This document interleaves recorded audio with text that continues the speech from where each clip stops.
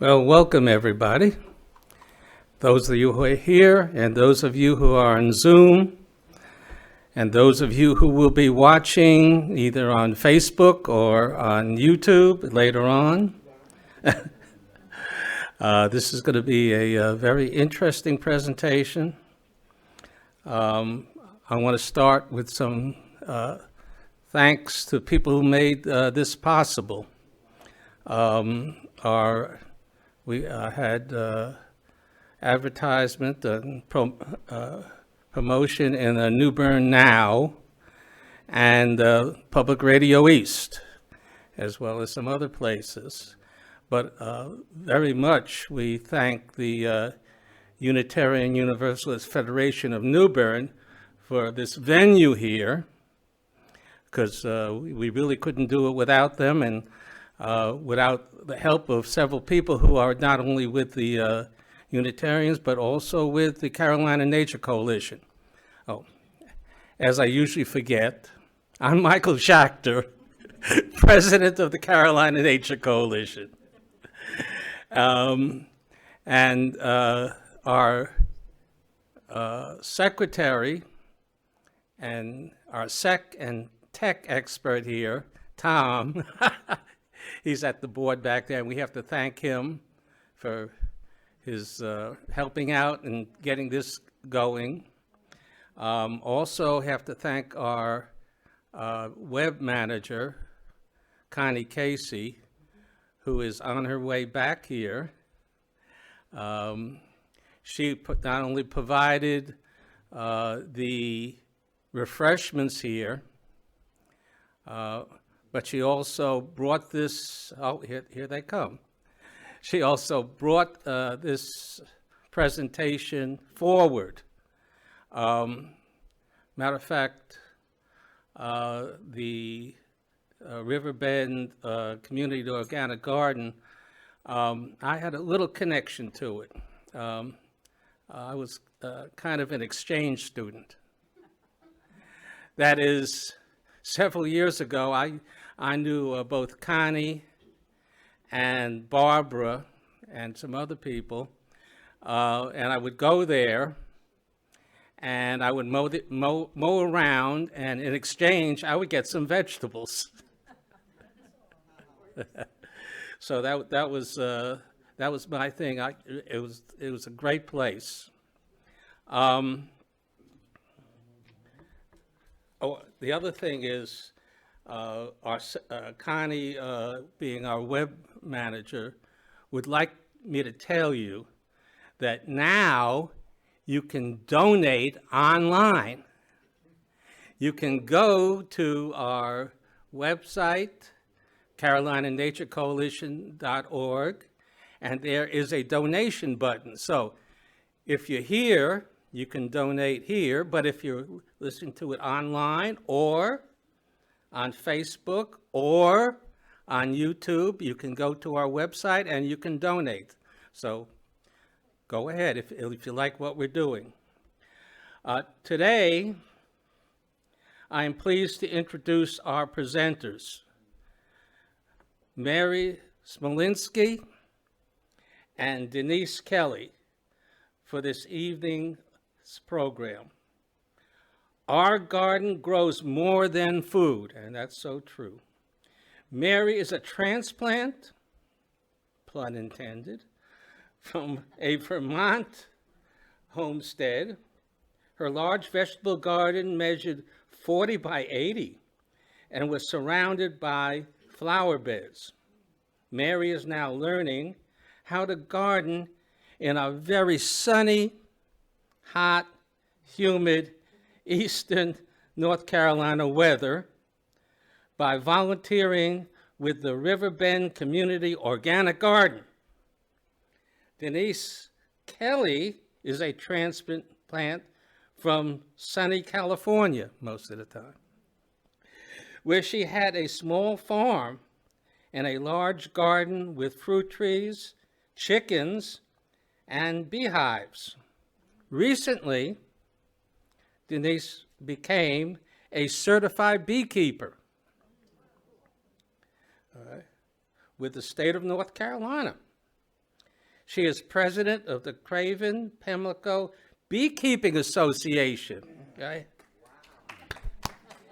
And a beekeeper at Riverbend Community Garden. Mary and Denise, welcome.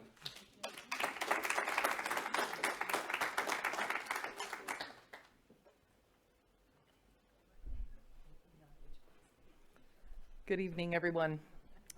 We had a little rough start here, so Denise and I are trying to calm down little technical issues, but we got them straightened out. So I'm looking for a pop-up of our screen. Got it? There we go. All right. The title of our presentation this evening is Our Garden Grows More Than Food. Denise and I are both here a little over a year, about a year and a half. And our connection came at the garden, so it's kind of nice that the two of us have had a chance to do this project together and tell you a little bit about the garden, because we learned as we were getting this presentation ready. So, the Riverbend Community Garden, Organic Garden, has a mission statement. I have to step back a little bit to see this, I apologize. The mission of the Riverbend Community Organic Garden is to educate and encourage the community to improve their health and well-being by raising sustainable organic food through best practices. It's a pretty lofty goal, but I think it's attainable, and there's a lot in it that's very dynamic. Just to give you a little bit of history about the garden, the plot, the yellow part, is the plot that the town gave the organic garden, and it is located at 203 Wakefield Drive, and it is beautiful. It's a gardener's paradise in the sense of beautiful, east-west arc of the sun, and sun all the time, so we have all those good things for our garden to grow.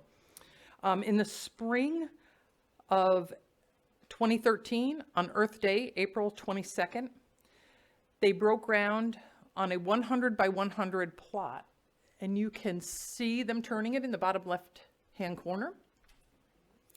And they started with 14 beds and a 4-section herb garden in the center. The second year was expanded to 26 beds, which utilizes the entire 100 by 100 area. The upfront work that went into this vision of the community garden is untold. Many hours, I'm sure, much paperwork. You can't do anything nowadays without a lot of paperwork. But there were some goals that the community garden did set forward, and one of them was the financial goal of being independent, separate from the town, not needing funds from the town. And they have, I should say not they, I'm part of it. We have sustained that and achieved that and sustained that. One of the other goals was to have produce from the garden donated. So we donate 10% or more to a group in need. And I'll tell you now, there'll be another slide on it, but we use the Interfaith Refuge Ministry. That's where we donate to. And then the educational opportunities that the community have been facilitated yearly. During COVID, there was a pause, like with everything, but this year we had our first back in person a week from today, a workshop for a round table, and Audrey was there, and we had 2 other panelists, and it was wonderful. It was wonderful. We had a great turnout, great food. What more do you need, right? Gardening and food, they go together. So the next slide here is talking about the community garden. No garden is just a single entity, right? There's multiple parts that come into it. And the community garden is just like that. It's a system, like all gardens are a system. And for the ease of coming up with some structure for this presentation, we're going to break the garden up into sections and then talk about them to make it flow. So the list that we have is soil, start right at the base, right? Irrigation, pests, predators, and disease. Plan and plant, harvest and record. talking about we're going to talk about our herbs and our flowers, our pollinators, and then compost, one of my favorites, and education and community. So we'll start off with building the soil. First one. One of our gardeners always says, we have dirt and we want soil. So my question has always been, what's the difference between dirt and soil, right? And so in getting ready for this presentation, I went and I found some slides about what makes good soil. So that little pie chart there, that little 5%, in my personal opinion, not scientific, is a difference between dirt and soil. Because the soil is the living entity, and that's where that 5% organic matter comes from. So we have had to learn to add organic matter. And you can see that they made beds in the beginning, right? And we still have that same layout. And we amend our beds yearly, and maybe more often if we can, depending on what we have for materials. And as you can see down in the bottom left-hand corner, that's them putting some compost and some mulch on their herb garden, the center of it. And so some of the things that we amend with are things that we have readily available. So, some of your typical things. Ideally, it's compost, but the garden, we can't make enough compost locally in our own garden to facilitate covering our entire our garden. So we source I hate to say it, whatever we can, whenever we can, right? So we get used hay, or we call it spoiled hay. That's not good for feed, but still good for our garden. We use wood chips. We use any grass clippings. We have people coming from the community and they add their compost, kitchen scraps to our compost bin. So it's kind of whatever there is how we do that. And then we have to start with what we have, and not just historically where they started, which is those beautiful beds up in the right-hand corner, but yearly you have to look at the garden, or we have to look at the garden and see what amendments we do need. So it's an ongoing process, not just the beginning, but continuing. So we also, when we build with our amendments, as I said, we build with what we have and we adjust to what we have. And we also were fortunate enough to be able to purchase if we need to at this point in time. So that has allowed us to do some nice building over the last couple of years with some bought mushroom compost and then we just, the gold mine, we found some organic horse manure with organic hay, right? It's like the gold mine. And so we are slowly building that beautiful dirt into soil now. So you can't talk about gardening without talking about weeds and weed suppression. So you can see in the middle slide that we had done some solarization. I was not here for that project, but I got to have an opportunity to talk to some of the people who were, and with some mixed success, but with some success, right? And I think that was a great place to start, right? And then we had, we do additional weed suppression now with mulch cover, cardboard, and wood chips in our paths, like so many gardens do now. Mulch is, again, what we can get, compost, and some of the other items that we use are the grass clippings that we have from around the garden. And then for weeds, there's always hand pulling, right? That's how we spend our time. Pick your audiobook and go down to the garden and hand weed. We have plenty of buckets. There's room for everyone when it comes to hand weeding. So we have a little bit more about soil. One of the things about soil is this is an ongoing activity, because with it being organic matter, as you build it up, I think about you're building it on the top and it's breaking down on the bottom, right? You put 6 inches on and the next thing you know, it's 4. So it's continuous, it's dynamic, and it's continuous. So it's another never-ending task in the garden, right? It's like weeding. And then we take the time to protect the soil that we have built with some mulch That protects it from the elements and the animals. They know seed picking, right? You do the seed sowing, and next thing you know, you've got others helping you pick, and not the kind you want. And I lost my place. I'm sorry. We've really. So destruction by the elements. Okay. The other thing that we have done besides mulching is we've done crop rotation, and we've been working on crop rotation for a couple of reasons. One of them is just healthy for the soil, right? Certain crops deplete the soil from certain things, but we've also had root knot nematodes. So we've gone to doing some areas fallow, and that's been successful for us at this point in time. So the world of soil health has become like the buzzword, right? Everybody's talking about soil health over recent decades. And with the Ukraine conflict going on, people have really realized how dependent we've become on synthetic fertilizers also. And also how those synthetic fertilizers and the monocropping agriculture has affected the health of our people by the food products that we're producing, not as healthy as they used to be. And so people are finally asking questions about how is my food grown and what impact are we having on the earth. So I'm really excited to see healthy soil becoming a public topic, not just a gardener's topic. And if you look back about 15, maybe even 20 years, I remember when you had to go to the health food store to get organic anything, organic vegetables, and now Harris Teeter, I'm not from here, so forgive me, the Food Lion, you go in there and all the large area grocery stores have got now an organic section, right? So times are changing, and I think in a positive way. And there's nothing as good as vegetables from the garden. They taste different. Well, they have taste. That's a start right there, right?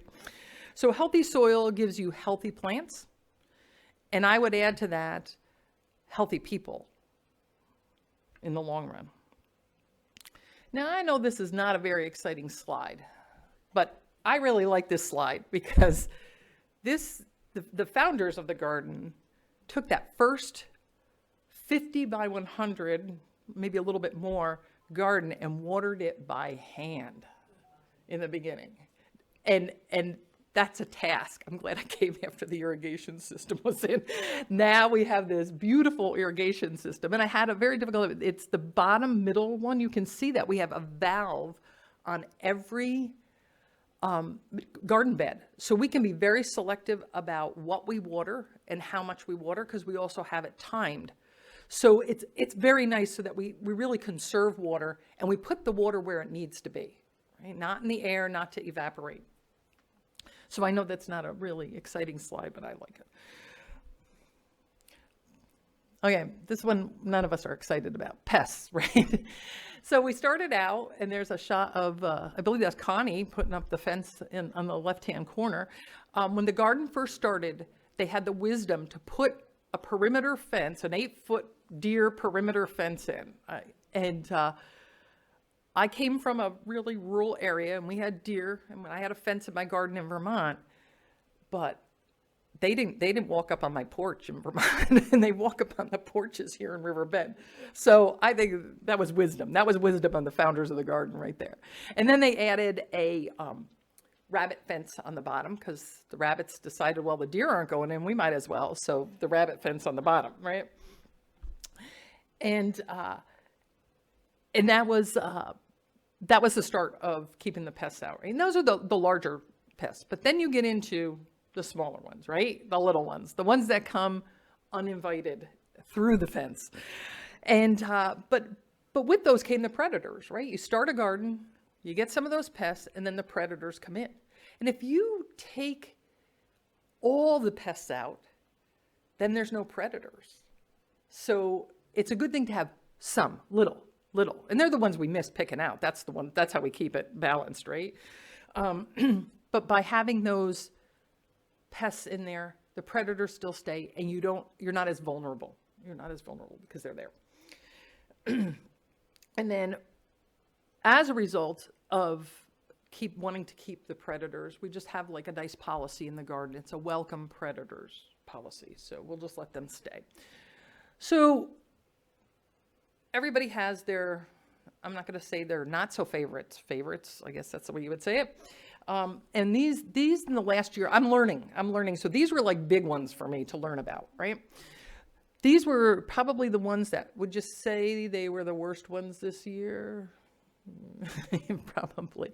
The root knot nematode, I didn't even know that such a thing existed because in Vermont, everything freezes and you don't have to worry about it. So down here, they were telling me about it. And so you go home and what do? You ask Mr. Google Pants what's going on with root knot nematode, right?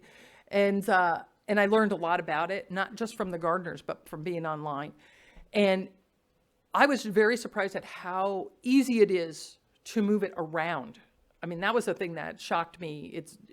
It doesn't like to move on its own, but it loves to get on you or on your tools or on your shoes and move. They free ride. So we've been battling with that. And one of the, as I said earlier, one of the strategies we've been using is to leave beds fallow. So we're doing every other one. And that's, we've been making improvements. Are we at the end yet? No. And my understanding is down in the South, you're never at the end of root knot nematode. And then pickleworm. Never saw pickleworm in my life until I came to the South. And I remember picking one of the cucumbers and looking at it. And I think, Dee, it was you who was, what is that thing on it? Oh, that's pickleworm. Back to Mr. Google Pants. What is pickleworm, right? So I got to see some of that destruction and, some of the philosophies and strategies out there. Sometimes you just have to pull the plant when it gets invasive. You get to a point in the cycle of the plant where you just can't beat them. And we had a lot of harvest, but then we got to that point where we said, all right, there's more pickleworms than there are pickles or cucumbers. It's time to go. And then squash vine borer. We have our resident surgeon, Dee, here with us, who very carefully, surgically removed the borers and got them off of the squash plants we have. That wasn't this year's picture, and we were able to beat them, and we had some squash. So that was really nice. I did have those in Vermont, so that one I was familiar with, and I'm not the surgeon Dee is, though. That was pretty nice. So I'm going to turn this over. Denise and I have kind of split these up a little bit, and we'll see how successful we are with making these transitions smooth, because we've had our challenges tonight. Hi. This is about the planting stage that we do. So every spring we get together. Now this is only my second spring going in, but we plan on what we're going to plant. And our choices are always based on what has been successful, what space we have to use, because as Mary said, we leave a lot fallow depending on what has happened in the past. We also look for new choices or more hybrids, things that are going to really work for the garden, things that will go good in the setting that it's in. So the planting stage, all the gardeners get together and we make a list and we kind of narrow it down, and that's where we go with that. Make sure I get this right. So then we do the planting. And how much we plant and what we plant not only depends on how much room we have, but on the volunteers as well. Because if you plant more than you can take care of, then either the workers are overworked or it doesn't get taken care of. So that is a big part of our planning, and then the planting follows. We also take 10% and give it to the Interfaith Refugee Mission. So Dee meets with their representative and they decide what works for them. And over the years, the choices have changed. We had, what was that one that we had last year? We had bitter melon. I'd never had that before, and it wasn't something that was one of my favorites. But Interfaith Ministries loves it, and their people loved it. But now their audience has changed, and we're going to be planning different things this year because it's a different audience. Most of our seeds we start from seed. Most of our plants we start from seed in the greenhouse. That also depends on how many we plant by how much room we have in the greenhouse. Our beds are non-structured raised beds, which are very nice. As you saw on the other one, they raise them up and they're done. And like Mary said, we rotate the crops, we leave some fallow, and we're always happy to experiment. Sometimes people say, well, have you tried this yet? And I had a lot of luck with that. Does that work? And we will try it and see if it works. Some do, some don't. We've learned a lot over the years. The Garden Club has learned a lot over the years from the plants, from each other, and from the garden. I think you're up next, Mary.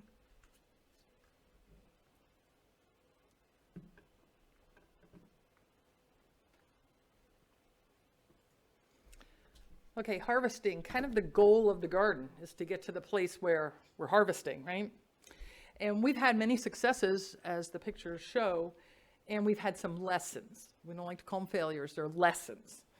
And have you ever noticed, though, when you're harvesting, every year there's some crop that does really well, and you think, I got it. I got the formula now, whether it be lettuce, basil, whatever it is. And next year you do the same thing. No, not the same result. So the garden is dynamic. Every year is so different, right? So you plan on a harvest and then you get what you get.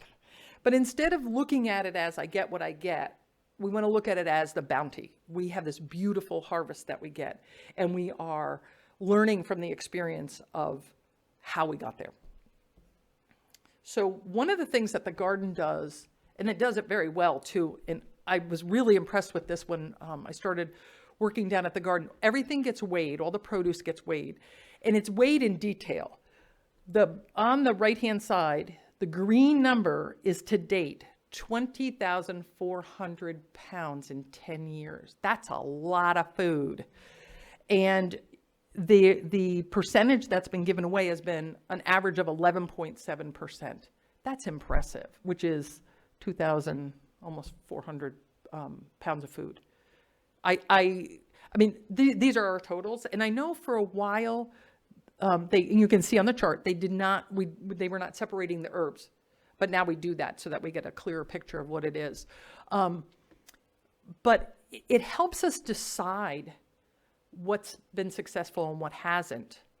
And then we have to look back on, was it location? Was it variety? And so we get that information. And the nice thing about that kind of information is that numbers have no emotion. We have emotion. The numbers have no emotion. So it allows us to make better decisions in the future because it's analytical. So I think, and then the last one, that's right. The interfaith, yes. And so Denise talked about this a little bit. And there's bitter melon down in the left-hand corner. And then we also did yard log beans or long beans. And then we also did okra this year. And next year it's hot peppers, correct, Dee? I'm pretty excited about that. Pardon me? Tomatillos. Oh, and tomatillos, that's right. So we have a different population. A different culture has come into the refugee ministry. So I'm very excited about the fact that we don't just give them our extra. We give them what they need and what makes them feel like home. Because coming to this country, I'm sure, is enough of a trauma and an event in their lives. And I just think it's wonderful. And I know that Dee and Barbara, who are both leaders in the garden, had an opportunity to be interviewed by that organization, and they had a lovely, not a record, I've lost my thought, article, thank you, lovely article about it, and I believe Connie has shared that, or has the ability to share that with you, so it was just very nice. And so it's really nice to know that we're not just giving of extra, but giving of what they want and make them feel welcome here in the United States.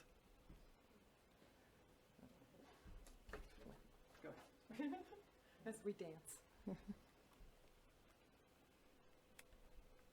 Okay, herbs. We have a fabulous, beautiful herb garden in the middle, and you saw part of it in the beginning when they were carving it out. It's in a circle, and it's in 4 quadrants, 4 pie shapes.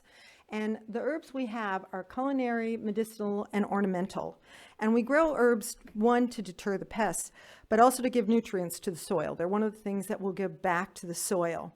We grow a variety. We grow annuals, perennials, culinary, medicinal, ornamental. As you walk through the garden, the herb garden that sits right in the middle, there's walking paths that go through. And as you go through, sometimes the aroma from the herbs is just overwhelming. And if you bend down and pinch a basil plant and you smell it, it's just lovely. It's lovely. During the season, we eat the fresh herbs, but we also will dry the herbs to have them all year long and share. In the season of 2022, we harvested 89 pounds of herbs, which is impressive because herbs are small. So once you dry chives, they're this big. So we did that in 2022. Flowers, that's one of my topics because it connects to my pollinators. So the flowers we grow are beautiful and they are used for a lot of things, but they are mainly there for pollinators. One of the ladies that works in the garden, she will take these flowers and she will make beautiful arrangements with them, and she will give them to the members, but she also takes them to shut-ins, to people who aren't well, because she wants to bring them a little bit of sunshine too in their life.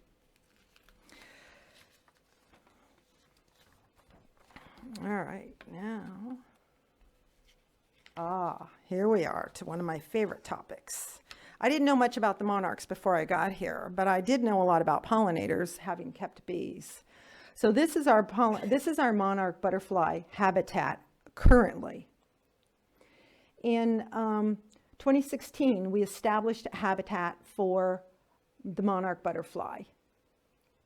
The green team helped with that, and Mary will talk a little bit about that later. The goal of the habitat was for pollination and to help the pollinators, the monarch butterflies, survive. The habitat received national certification, which is a big deal because you have to go through a bunch of paperwork and everything as anything to get certified in the first year that it was established. In 2019, a generous donor gave some money to us and they were able to double the habitat to the size it is currently. So what do we do as a garden club to support or help the monarchs? We plant Asclepias, which is their main source of food. Did I miss a slide? Yeah. That is their main source of food. We do it in the spring as the club. We get out there, and a lot of the members of the community know that we have this garden, the monarch butterfly, and they will come and say, hey, do you need milk cartons, and can we plant some Asclepias, which is milkweed, and help you out? And a lot of them do, and it helps us out later. We are getting ready for the monarchs to return. The monarchs, a little bit of humor here. The garden has created a sanctuary to help support the monarchs through their early stages. And if you see all the way over the caterpillar, that's actually called larva, and it looks like a monarch. And you move over, that's a chrysalis, and we'll go through this a little bit more. And then it goes through the different stages until it finally evolves as a beautiful monarch butterfly. After it evolves there, it takes another 2 to 3 hours for the wings to dry before it can even think about flying. The problem with all of these stages is it's very vulnerable to birds, to just about any prey that would come along and eat it. So that's why the habitat was established, to try to help it. So the monarch eats and lays its eggs on the Asclepias, or milkweed. The eggs become larvae, which was the caterpillar. And at this time, if anybody in the garden sees them on the Asclepias as caterpillars or anywhere else, and the community members also know to do this, they will bring them to us and we will put them in the habitat to keep them safe. The caterpillar, while it's in that stage, sheds its skin several times. The last time, it will become a chrysalis, which is the second one over. And it puts itself in that little cocoon called a chrysalis. And it will be in that, and then in 7 to 10 days, it will hatch. But like I said, after it hatches, it needs 2 to 3 hours before those wings are dry enough. And we've seen them as they hatch in the habitat. It's so wonderful to watch. And then they kind of sit on the bottom for a while, and then we let them fly. It's very magnificent. Monarchs migrate 3,000 miles each year to Mexico. 90% of them do not survive. from predators, but a lot of it is loss of habitat, which is why we plant the Asclepias and have it ready there for them when they come in. Yeah. And last year, we did not have near the numbers that we'd had in the past. We've had 80, last year we only released 89, and in previous years we released up to 200. Thank you. So this is, it takes 4 generations of monarchs to complete one migration. So that's why when they get here, we want them to have food waiting for them. 4 generations of monarchs to complete one migration.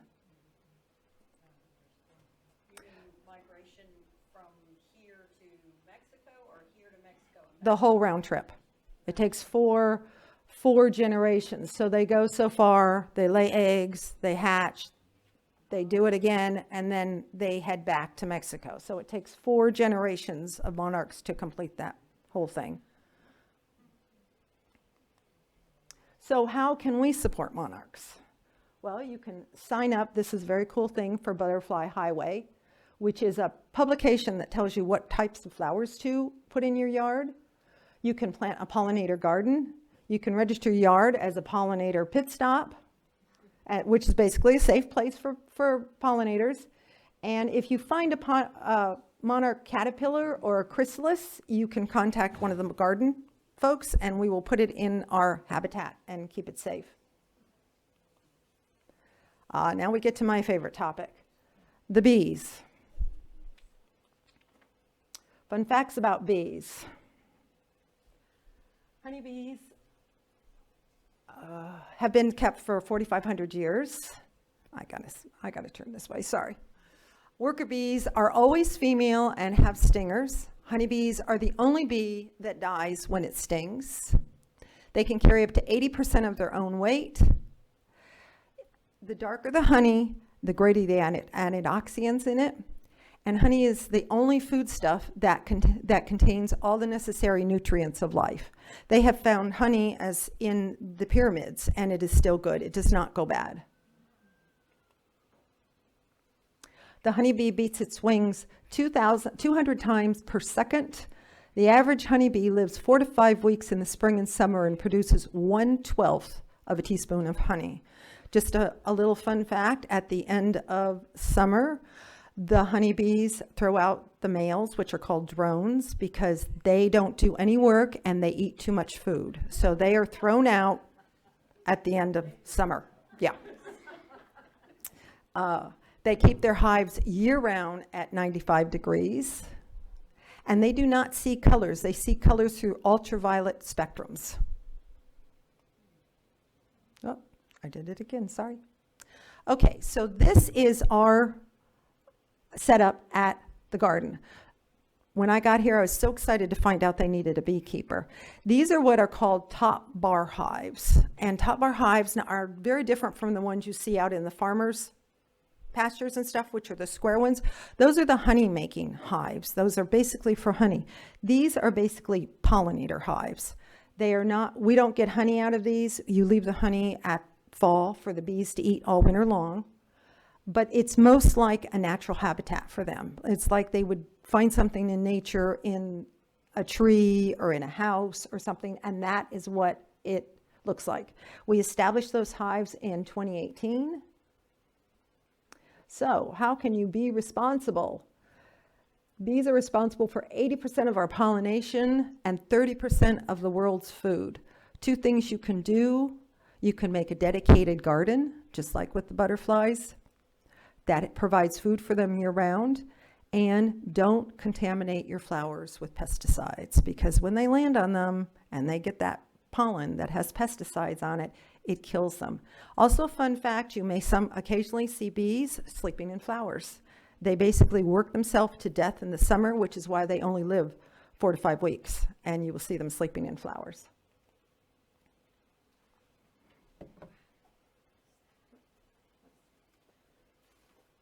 Our original technical difficulties, we had it smooth and it's kind of bumpy now, so we're working through it. Compost, one of my most favorite topics. In our garden, we have some open bins, and the community brings in their food scraps, and then we our challenge to do that famous brown to green ratio, right? Because you're not controlling everything that comes in. And the ideal is to maintain that brown and green ratio, but the real ideal is to make compost, right? We're not looking for perfection, we're looking for compost. So we add all sorts of things. And again, this is what we have on hand or what we can procure.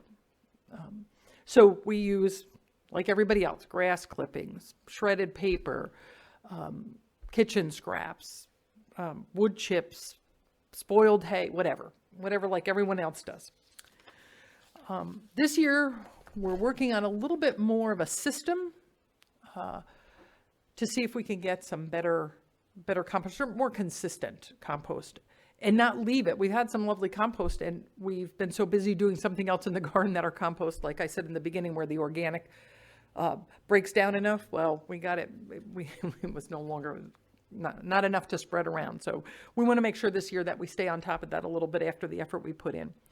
When I first moved down here, I was talking to some people. They happened not to be in the garden, but I was in a situation where I was chatting about gardening with some other people, and I thought to myself, wow, it's going to be so much easier to compost down here because it's so humid, right?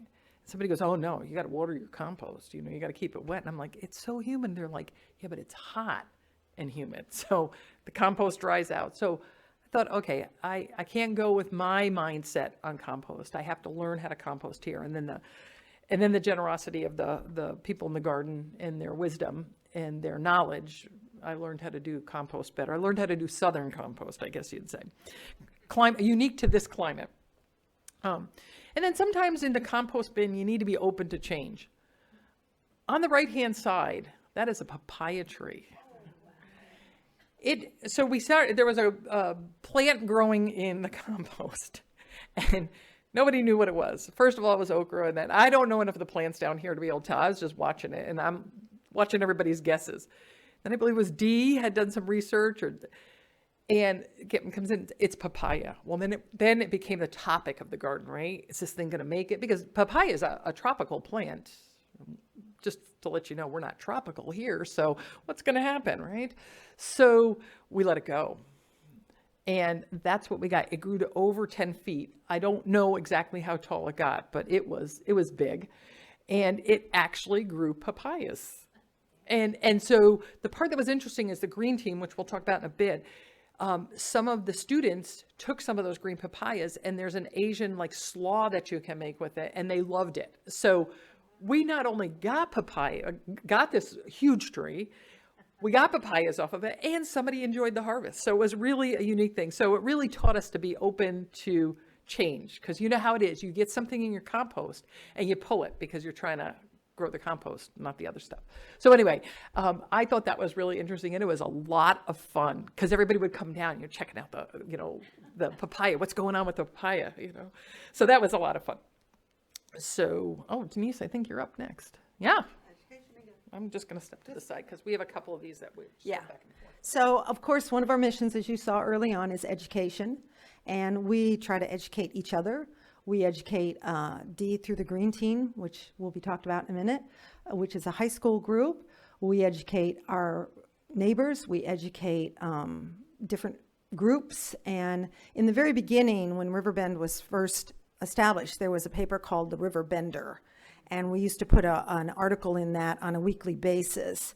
But then that went out of publication, and we started having the workshops, which we went from 2004 to 2020 with 29 workshops. But in 2020, COVID hit, and it put pretty much an end to that. So then we just started them up, and last week we had one. It was the round table, and it was very, very successful. We had over 50 people there. So it was great. We are going to plan on having more after we know what the community is looking for. We're trying to find out and to cater to them. And there's the Green Team. There's the Green Team. Thank you. So the Green Team is a group of high school students that have an interest in environmental concerns. And I may not get this right, so I'm glad Dee is here. So correct me if I'm wrong. The history of the connection between the Riverbed Community Garden And the green team was a high school student named Sarah Snyder. And the story I heard was she was jogging by the garden and she reached out because she was very excited to see that the garden was there. And did she started the green team from that? No, she actually went back to school, and there's an environmental science club there. Ah. And she made the presentation, and Okay, so let me repeat that because I wasn't sure about that detail. So Sarah went back to another organization at the high school, made a presentation, and then the connection became with the green team, the high school students, and our garden. So the high school students, as you can see, they do, and I think you've seen them in a couple of the other slides, they do a great deal of work, and they come almost weekly during school, every other week during school, and they help with whatever needs to be done. And I think they have some fun, as you can see by what their smiles on their faces. But I think the thing that I'm most excited about the green team is that I'm not just grateful for the work they do, although I am, but I'm really excited to see a new generation of gardeners, right? These are young people interested in gardening. And I think that brings a lot of hope to those of us who are beyond young. And that wouldn't be me. So the community is part of the title. I think that's what kind of drove the title of this. And it was a saying, and it was Connie's saying early on in the garden. And our garden grows more than food. And I kind of was a little digging my heels in about calling this presentation that. Dragged my feet till finally that was the only option. And I think it really reflects a lot about the community garden. The community as a whole has responded to the needs of the garden through all sorts of things, donating tools and bringing down their compost, helping with projects, giving the talents that the people in the community have.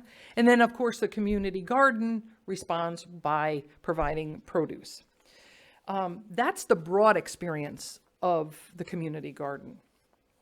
I'd like to talk a little bit about the small experience of the community garden, and I'd like to talk about my personal small experience of the community garden. When I came down from Vermont, the community garden was the first place I went that wasn't home, right?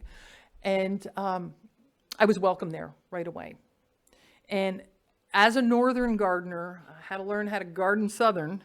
So this was a place where I felt very comfortable asking questions, and I had a plethora of them. Everything from how do you water, what pests, what is this? I've never seen okra in my life, so that was an event. But I had the ability to have a place to have that community. As a lot of people say now, I found my tribe, right? And that small community experience, I think, is the valuable part of the community garden. That friendship, that interacting with other people in the community with a common passion, and then with a great purpose of serving the community with produce and, of course, our interfaith. So I like to say I was the first place I went. I found my tribe, and I haven't left. And they can't get rid of me either, I don't think. So in the garden, there isn't any, there's no, what's the word I want to use? There's no requirement for membership. Just show up. Show up when you can help, and when you can't help, that's okay too. So we have work days where we put out a call to everyone, and I mean everyone, and to join us for those larger projects that we do, right? The time-sensitive large plantings, the rebuilding of beds, or some of those tasks that require larger numbers of people or large equipment or whatever it is. So we have those work days, and they're a lot of fun. That's a chance for people in the community to kind of get caught up with people. Some people are only able to come on those days. There's always great community and interaction with people. You see new faces, you see old friends and that sort of thing. And I think the part that's that's the best is to kind of stand back and just like watch people helping each other and working as a team, as a unit. That only happens once in a while. We usually have them, 2 or 3 times a year. So it's not, there's a rhythm there. It looks like everybody knows what they're supposed to be doing. It's organized chaos, I guess, but it's done because of that community in that way. And then we also have work days, and then we have daily work, right? The garden always has daily work. And in that daily work, that's the small scale projects, and that's the smaller group of people. And we do the weeding and the tending to the plants, the harvesting, the small scale stuff that takes just a few people, but still a lot of time. And people come, as I said earlier, when they can help, whether they have 5 minutes, 5 hours, or they can just stop in. And some people who used to belong to the garden and were active in the garden stop by to see what's happening. And it's really nice. They come in, they see some of the original gardeners there. They have that lovely conversation, and they, introduce you to the new people. It's just a sweet thing to see. And it makes everyone feel valuable in the community. And I think that's really important, because every moment that people can give to the community counts just as much as every person in the community. So, in closing, in the garden, we are learning from the past, we are planting in the present, and we are planning for the future together. Thank you for joining us as we shared a bit about the River Bend Community Organic Garden with you. Thank you. If you have questions, I have a microphone here, so I will come to you with a microphone. If you, We also we're going to have Q&A, and we have Dee here. Denise and I have only been in the garden a little over a year, and I mean a little over a year. And so thankfully Dee is here, and Audrey's here to help answer some questions that we might not have the answer to. Okay, I have the microphone, so if you have questions, just raise your hand. I just have a real simple one. So before you speak. So where is it when you drive into Riverbend? So do you know where the Shell station is? So you know where the big entrance is, but you know where the Shell station is? If you Family go Dollar. down that, Family Dollar, go past Family Dollar, it's the next right, and it's at that little cul-de-sac. It's right at the end of the cul-de-sac. Did that answer your question? Yeah. Perfect. And come and see us.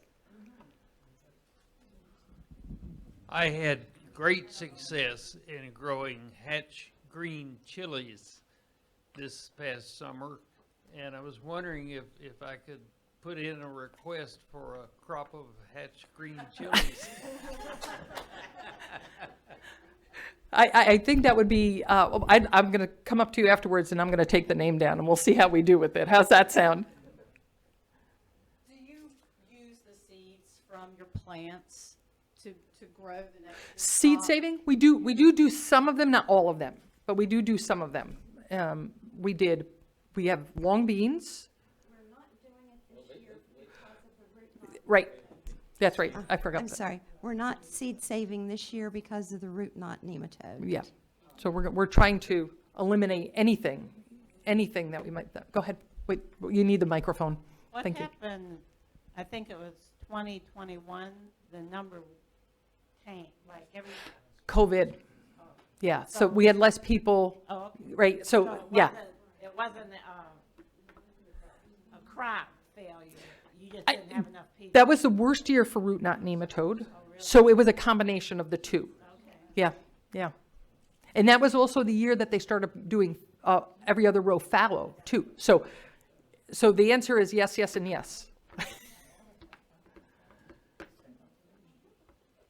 I just want to say, I think it's amazing. I've lived here for 30 years. I knew nothing about it. Well, I tell you almost knew nothing about it tonight because we didn't have our slide thing working. So, but thank you. Yeah, it's a great garden. Please wait for the mic so that people can hear you before you make a comment. I Thank feel you. really privileged to have found this in the community that's there. Yeah, go ahead. Is there anything that you should not put in your compost from your kitchen scraps, like maybe banana peels? So there's a lot of debate about that. And I tell you, it's a broad stroke because there was somebody I knew who, he even put in his old leather shoes. He put in everything. Everything went, and he had great compost. And other people have restrictions. At this point in time, I think that we say no citrus. Wait a second, Dee, hang on. I'm sorry, no citrus, no oils, no. No meat. No meat, And no dairy. and no dairy. Yeah. Right. Yeah.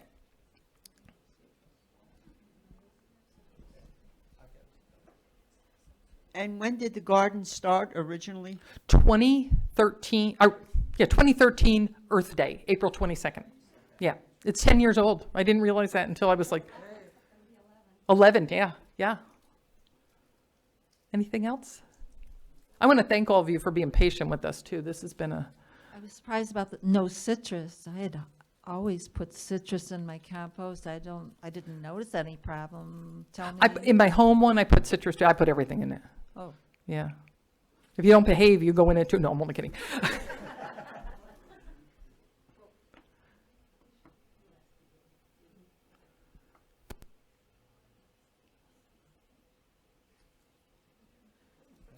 I think that's it. Thank you very much. We really appreciate it.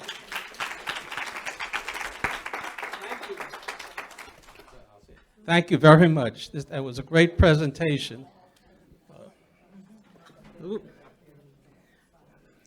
It was, I might as well turn this off. It was very complete. I learned a lot. And I've been, well, I like going by the garden there. It has changed a lot since it began, and so we thank you for this presentation, and I hope all of you, enjoyed it. You have another question? Wait. What about your organization? Oh, okay. The Carolina Nature Coalition, our mission is to do presentations like this educate people on the environment and environmental justice. We have put on presentations, films about nature and the environment for the last 10 years, once a month. And we also do tours. And we've done walks. We did the Mountain to Sea Trail walk. And if you're interested in what we are doing, please visit our website, carolinanaturecoalition.org. We have a blog there. It goes back and talks about all the things that we're doing. And we try to do a very different next time we're going to be talking about electric vehicles, and so if you're on our, if you signed up, you will get information every month. Some people say we send it out too often, but we like to remind people. So I hope that you will continue to come, and we have been both, because this venue here has been so nice, we could be both in person after the COVID and on Zoom. And so that's been very, very good. And the other thing that I will end with is, if you like what we're doing, then please donate. Because we only live by donation. We don't have grants, only by people donating. Some very good people have donated tonight, so I want to thank them. And there's a donation box here, but once again, as Connie would say, we have a donation button online. You can visit it anytime. And thank you all for coming. Have a good evening.